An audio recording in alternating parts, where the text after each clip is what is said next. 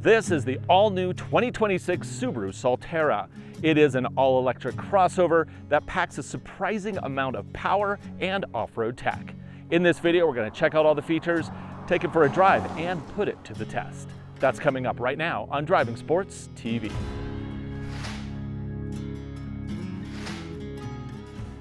In the next year, Subaru is going to be rolling out a number of all-electric vehicles. These, of course, will be sold alongside their more traditional offerings. Of course, it was the Solterra that was the very first all-electric that Subaru sold here in North America.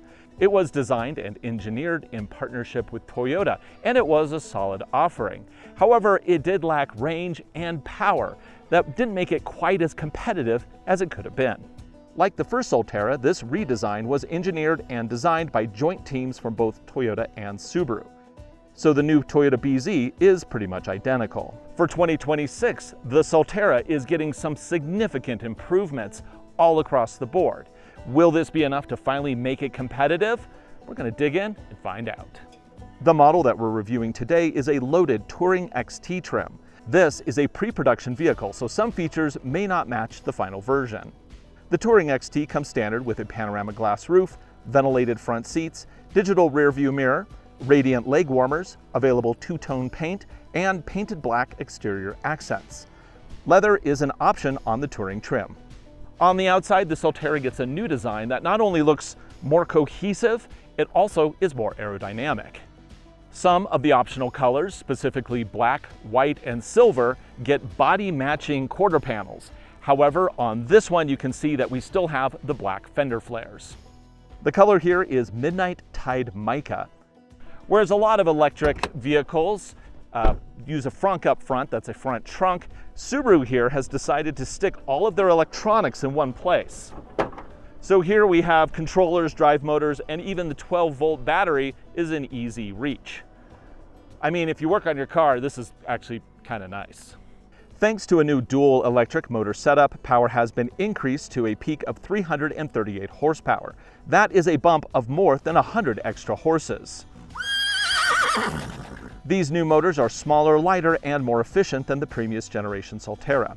This new setup should be enough to motivate the Solterra from 0 to 60 in less than 5 seconds. The battery pack has also been redesigned.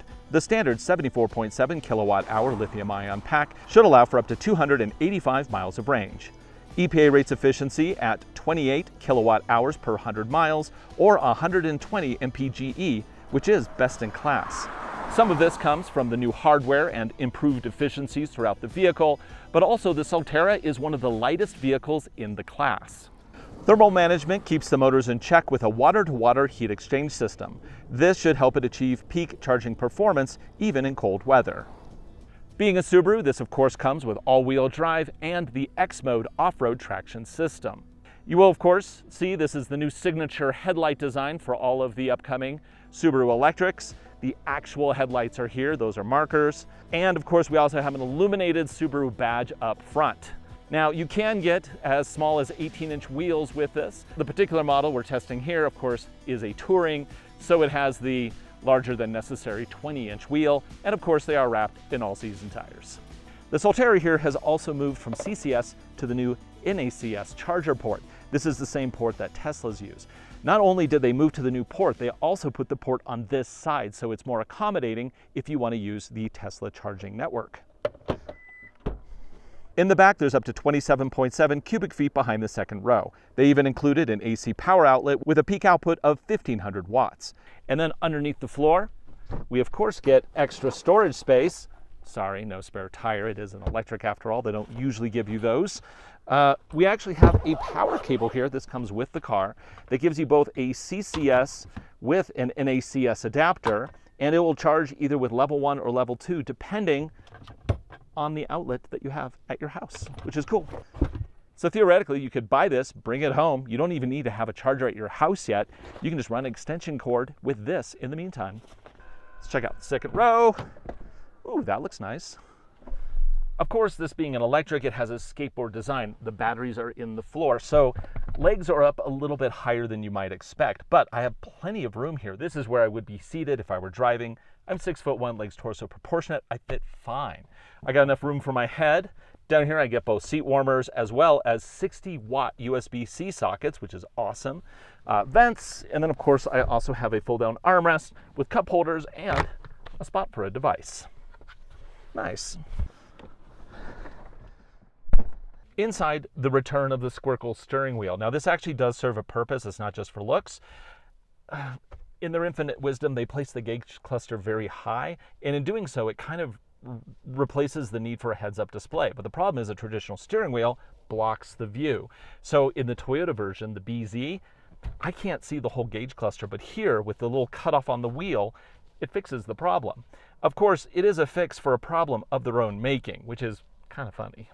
Now this being the touring trim, it has all of the deluxe amenities, including the massive panorama sunroof, which I think looks great. I also get a camera view in the rear view mirror, and of course I get a surround view camera system as well in the middle here with tracking lines, which is awesome.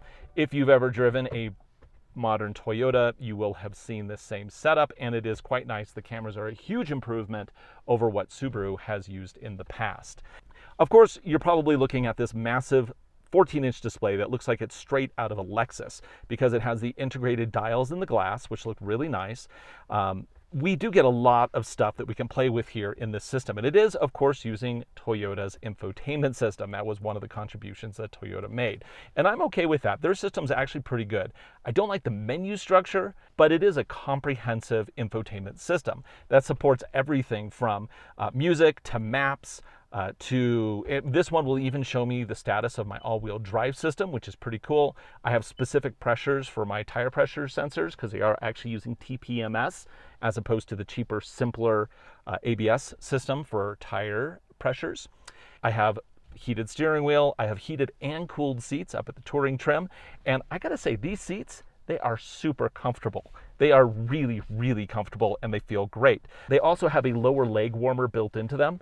And there's one more thing I want to talk about in this cabin. Even though the cabin is very similar to the old Solterra, the biggest improvement is right here because we have two high output charging pads for mobile devices. That is fantastic. Before it was this glossy kind of clamshell closure system that scratched super easy, and personally, I always left my phone in the bin because I always forgot that I put it in here. Right now, they're front, they're center, and you don't have to argue with your family member as to who gets to use the charger. And then below that, we of course have the X Mode off-road system, which we are going to use in just a minute here on the off-road course. This is the wheel braking system that is also on more petrol-powered Subaru vehicles.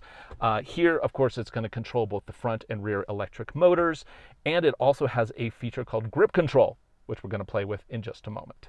Okay, well, that kind of covered all the basics. Let's head out and see how this thing drives. This is a course that Subaru set up for us. I've never seen it, I've never been on it, but I am expecting that we'll be able to test out some of the advanced off-road capabilities of this vehicle. And one feature that this vehicle has that is pretty much unmatched among all compact electrics is this has 8.3 inches of ground clearance. Now, it's not quite as much as your typical petrol-powered Crosstrek or Forester, which is at 8.7, but still, most of the vehicles in this class are all the way down to 5 or 6 inches because they want to have the best economy as possible. This one, Subaru said, hey, we still want it to be able to do Subaru things. So we got 8.3. As far as setup of the vehicle for the off-road course, I'm going to go ahead and kick it into X mode. Now, this has the dual mode X mode. We have snow dirt, and we also have deep snow and mud. And then there's another feature, which we're going to explore in just a little bit. Well, let's head out to the course. Even though this vehicle looks very similar to the old Solterra, pretty much everything is new here, all the way down to the bonding material and the way that they actually put the chassis together, which is, I think, kind of cool. And in doing so, they've made little improvements just across the board on this vehicle. Do they actually all add up to something significant? Well, that's something we're going to find out, I hope. This is, of course, a first drive, and this is a pre-production vehicle. It doesn't really even match the spec of what you'll be able to drive necessarily. So, if you see a feature on this one that you don't get in a production vehicle later on, that's because this is a pre-production. This car will eventually head to the crusher. The big crusher in the sky. Keep getting clouds, no clouds. Weird weather today. I guess typical Colorado. Now, so far, we're just rolling here, pretty straightforward stuff. I do kind of like the position of the gauge cluster high because I don't love heads-up displays. I like the information they give, but I don't like reading off of the glass. And with this, it actually makes it, pretty nice. Now, I don't need to switch into X mode, but there's no reason not to switch into X mode at this point. What this will do is it'll optimize the all-wheel drive system. Of course, we have an electric motor in the front, another in the back. There is no drive shaft between the two. It will optimize those motors to give me proper output for all-terrain situations. But the reason I turned it on is because of this camera here. When you go into X mode, you automatically get the trail camera. And it's very tight in here, so I just want to make sure that I have the best view possible to be able to navigate around the trees without hitting anything. The suspension package on this is a little bit different than the previous gen. On this one, they've tightened up the front springs and softened up the rear to give you just a better quality ride overall. Oh yeah, this is kind of tight here. What happened to my camera? Gotta hit the view button. I guess I went over speed. Nice guidelines. Well, looks like we have a little bit of a hill descent here. One of the neat features of X mode is that it will also automatically enable hill descent control. And the way the Subaru system works is it uses your approach speed to set your hill descent speed. And this will, of course, control the brakes on all four corners and ease you down. I took my foot off the brake and we just kind of slowly go down. Actually, it's pretty nice and slow. I mean, we're doing 3 miles per hour. It feels actually a little bit slower than that, but it is controlled and it is nice. So there we go. Good job, Subaru. Hopefully we can find something a little bit harder here though. This has been way too easy. So I'm gonna pick up the pace as I go through here. Nice thing about X mode is you don't need to deactivate it. You can just add throttle and it'll basically disable X mode and let you drive at whatever clip you want. Okay, so here's the first little traction bit. We're gonna go on a tilt. We are still in X mode, and the X mode variety we're in is the first one, snow dirt. This is gonna have minimal slipping. If we wanna switch into deep snow mud, that'll give me extra wheel spin if I should need it. So we're at about a 20-degree tilt. That's pretty tilty. You can use the cameras to navigate. It's kind of hard to see the pins, but we can get through right there. Nice. Okay, let's see what's up here. One thing I'm really enjoying here is this seat. It is super comfortable.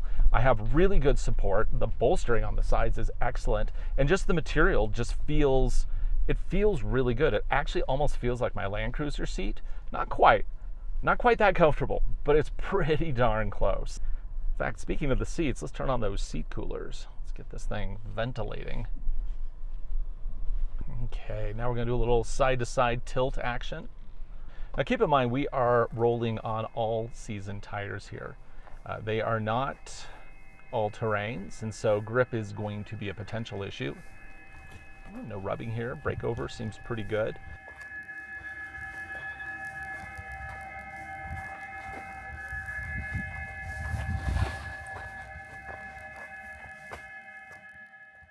We don't have an actual engine in the front, we just have electric motors.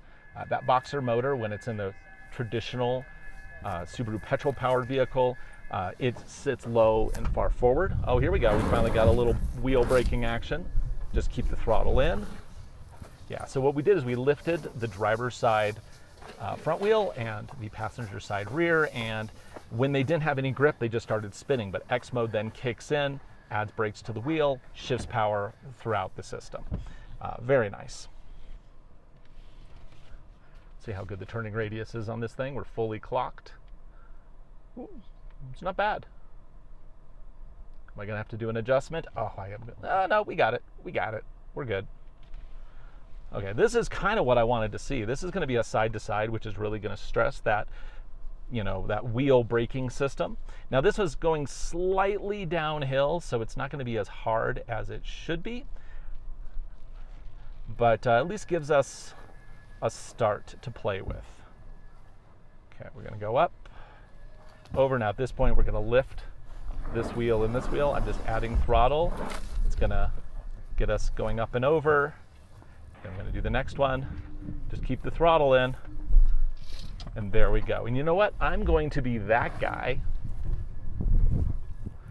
There's nobody behind us. So I'm going to flip around, and I want to do it uphill. Downhill, anybody can do that. That's gravity. Let's do it uphill. It's not a huge uphill, but it is slightly.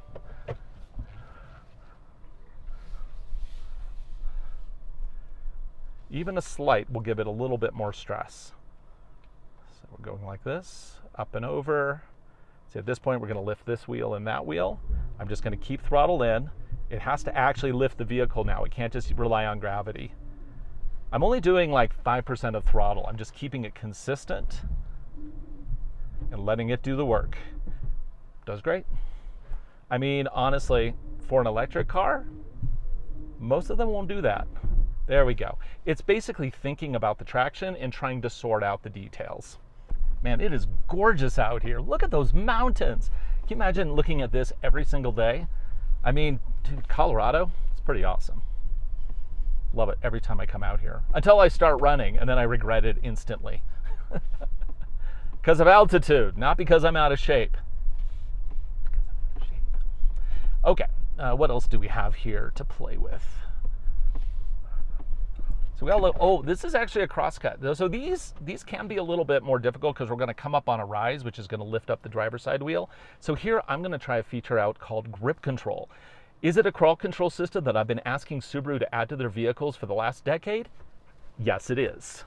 So I'm in X mode. I basically just click the little plus set button here.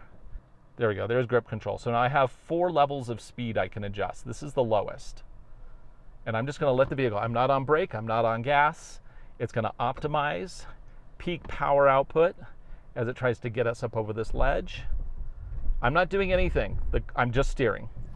Car is doing it all by itself. Oh, and of course slows us down too, because it not only incorporates throttle, it also incorporates brakes. Okay, so we'll go ahead and turn off grip control. There, I just hit the X mode button again, and it turns it off. Let's see what they have down here. So far, I'm really enjoying this, because the cool thing about electrics off-road is they have like no sound. Like let's roll the window down. I can actually hear the birds and a drone, but I can also hear birds. Okay, we're going to go through the birches.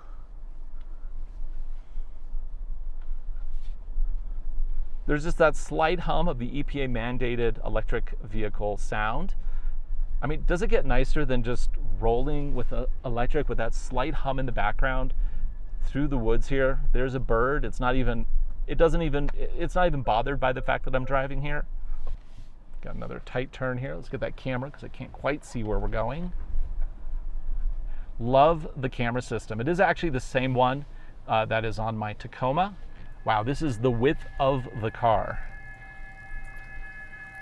There we go. And over. The camera's really nice. Okay, it looks like we're going to go back up the hill here.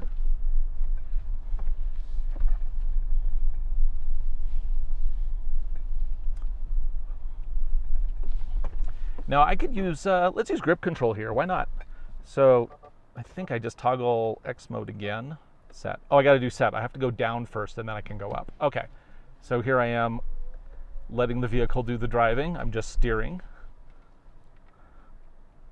This is 1, speed 1.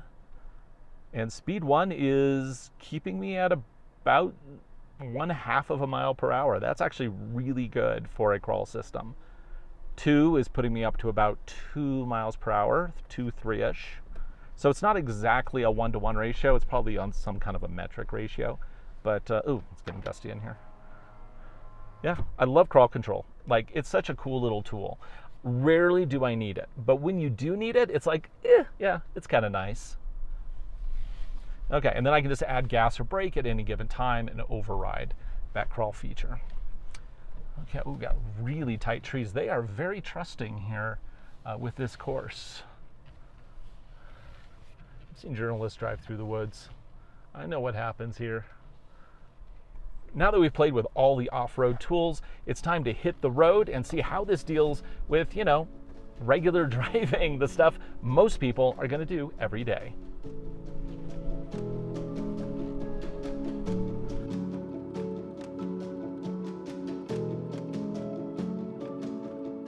Floor it. Yikes. Okay, that's got some kick. Oh, yes. And that's in normal drive mode. Let's kick it over to, I was expecting it to be called sport. It's actually power mode. Let's see what this feels like. Good Lord. Okay, that's got some kick. Nice. I think we're just gonna put that back into normal mode for right now.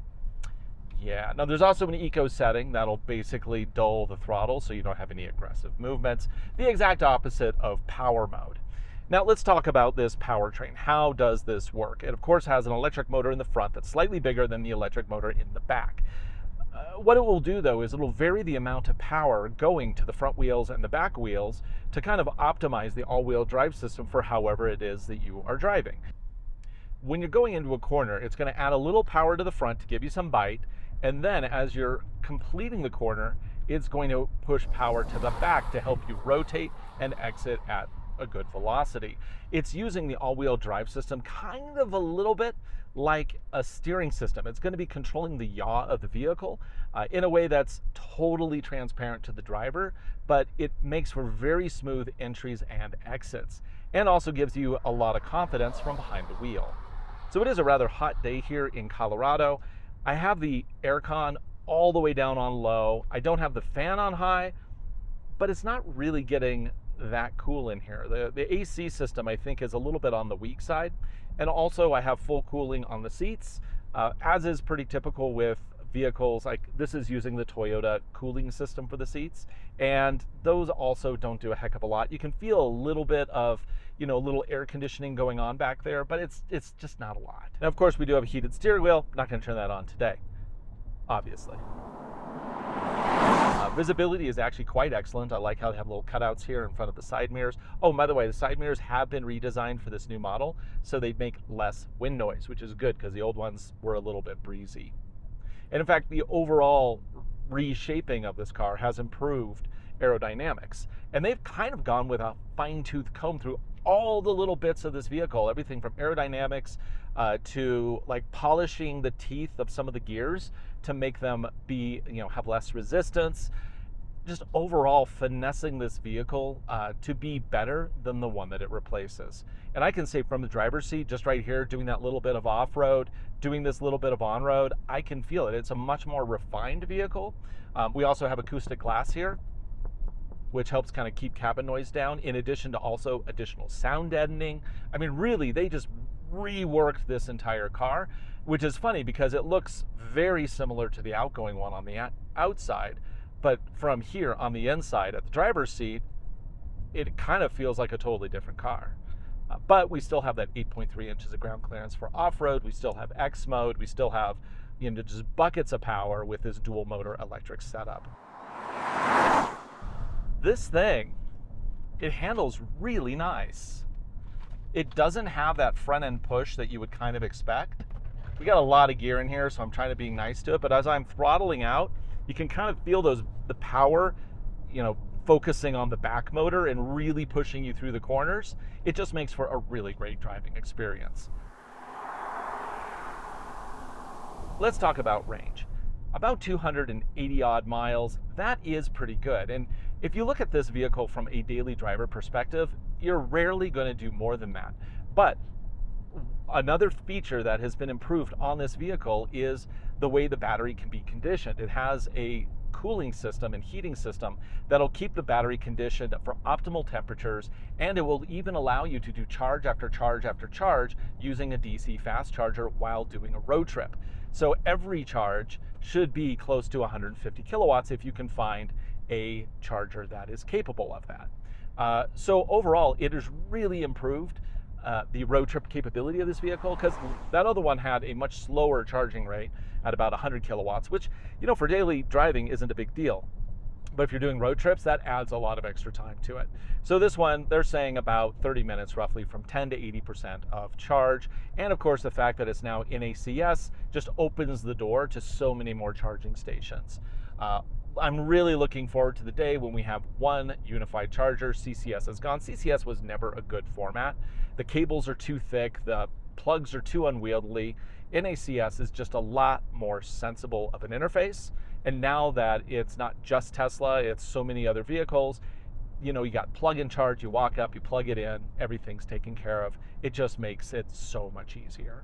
So, you know, the off-road is just as good as it's ever been with the Solterra. The on-road is actually much better, given the higher output motors, better economy, better NVH on the inside of the cabin. It's just an overall better driving experience. In fact, this is so much better. I think I actually like it better than the Ioniq 5 now, and I always really liked the Ioniq 5. But it always had the Achilles heel of having too low of ground clearance, and frankly, more power than you really need. And I know that's kind of weird, but this is plenty of power for a vehicle of this size. And I think that anybody who's looking for an electric, you definitely need to put the Solterra and its cousin, the Toyota BZ, on the short list, because these vehicles are excellent. Now, getting into the nitty-gritty of it, is there anything that can be improved? Probably. I've only driven this vehicle for a few hours today. I have a very short time with it because this is the first time anybody's had a chance to drive these. We will get one of these back to our own off-road test course later in the year. I will be able to dig in and find things that, you know, need more improvement, but I'd say overall, very happy with this new Solterra. For Driving Sports TV, I'm Ryan Douthit. Thanks for watching. Be sure to like, subscribe, share videos, make them for you. Hope you enjoy them. And honestly, if you haven't looked at electric yet, this might be a good place to start.